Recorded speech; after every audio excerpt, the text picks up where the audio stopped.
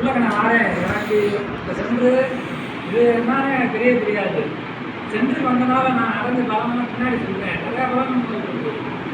இன்னைக்கு இந்த ட்ரெஸ் போட்டோன்னு எனக்கு ஒரு ஆசை. பழைய ட்ரெஸ் 4 வருஷம் ஆச்சு. கல்யாண ட்ரெஸ் கல்யாண ட்ரெஸ்ஸு அதுக்கு நீ போட்டால் 2-3 பேர் இப்படி காமிக்கணும் அப்படிங்கிறதுல இதை வேறு ட்ரெஸ்ஸுக்கு போட்டுருந்தேன். இங்கே வந்து